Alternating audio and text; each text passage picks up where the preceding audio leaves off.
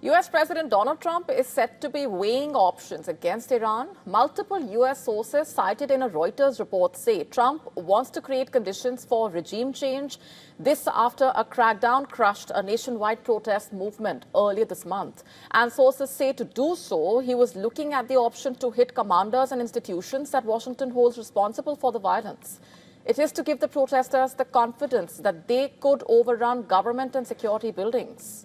One of the US sources said, reportedly, the options being discussed also include a much larger strike intended to have lasting impact, possibly against the ballistic missiles that can reach US allies in West Asia or its nuclear enrichment programs.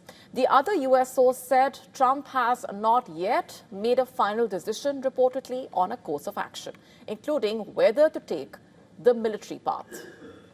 The US president on Wednesday declared that Iran must abandon its nuclear program or face a far worse attack than the strike on its uranium enrichment facilities in June last year.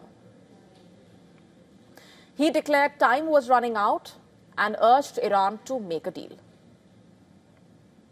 Hours earlier, Trump had warned that a massive armada of US naval vessels was heading to waters off Iran and ready to rapidly fulfill its mission with speed and violence if necessary.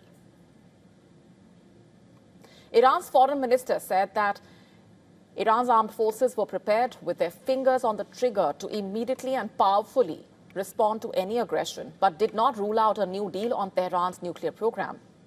Turkey's foreign minister, meanwhile, has warned that a US attack on Iran would be wrong. He has called on both sides to resolve their issues diplomatically and gradually.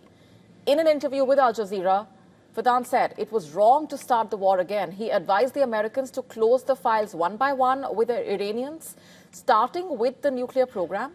And earlier, China warned against any military adventurism in West Asia. Its ambassador to the UN told the Security Council that such actions could push the region into unpredictability.